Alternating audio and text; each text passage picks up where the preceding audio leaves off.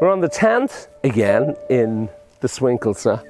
In my hand, I have a Rogue ST Max. I have tried many drivers, but honestly, this thing is very, very good for me. But I'm not going to do a lot of standing here doing a review again of me standing in front. I'm going to knock the hell out of a golf ball for a change. Wow. Wow. Holy guacamole. Listen, if I could do that on the first every time, I'd be extremely happy. Holy God, not bad for it. That feels good. But now what I'm going to do is I'm going to start talking about this driver. So, for me, when picking a driver, the most important thing I have to say is the shaft.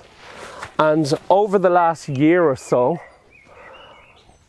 I found out by pure fluke that this helium shaft, it's a 4F3. So it's like a regular 40 gram shaft, which is really whippy. But for some reason, for me, playing with a whippier shaft helps me because it allows me to swing through the ball.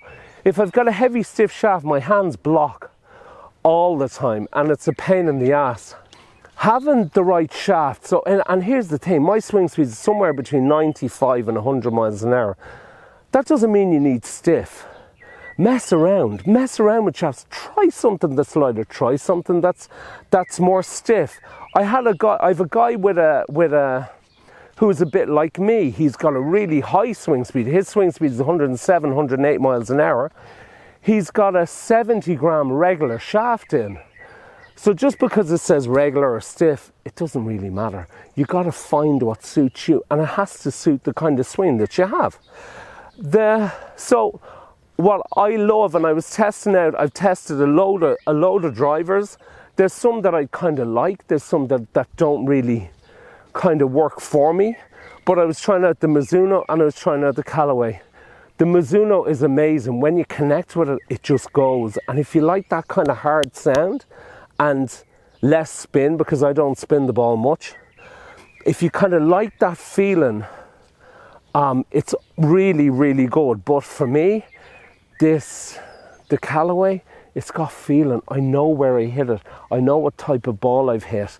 I know where it's going. I just feel it just gives the amount of feedback for this whole jailbreak technology and all this stuff. It's brilliant. And plus, it just sits behind the ball. And if you have a club, and I'll take it out here. This bag is great, by the way. And this is really important for me. If I put the club down, I want to leave it there. If you show that, so when I put it, I don't want to be doing this. I don't want to be opening it up. I don't want to be messing around with it. If I just lay it on the ground and it just sits there and it does what it says on the tin.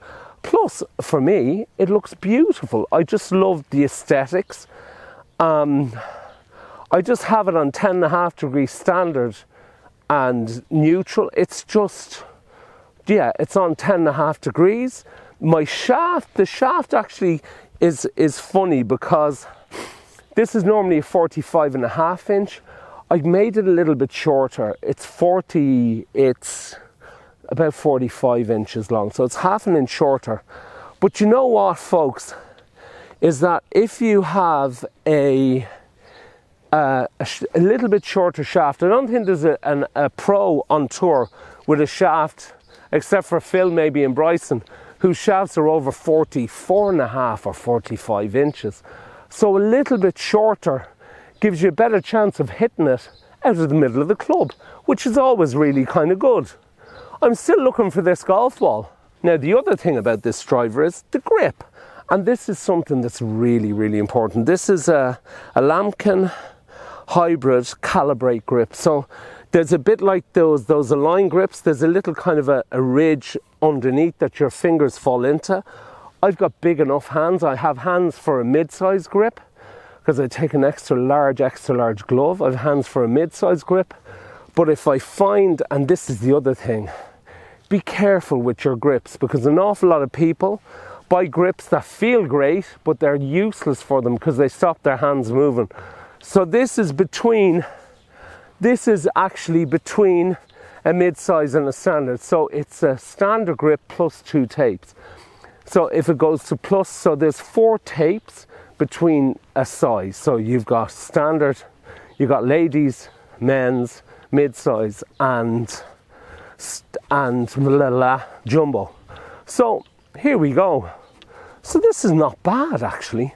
First hit of the day in the middle of the fairway. Let's see if we can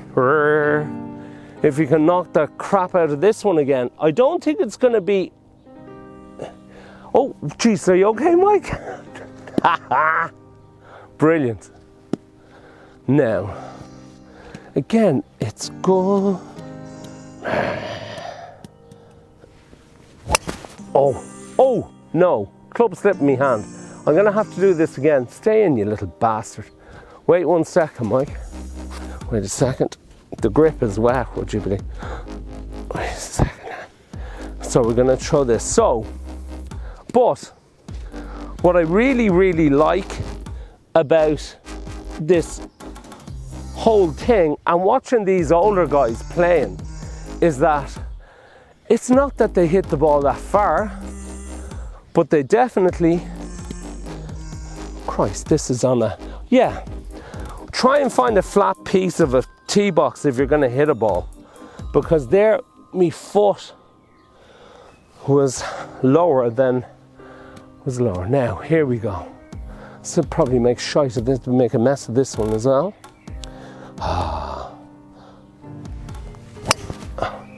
There we go, a little bit of a fade, which for me is okay.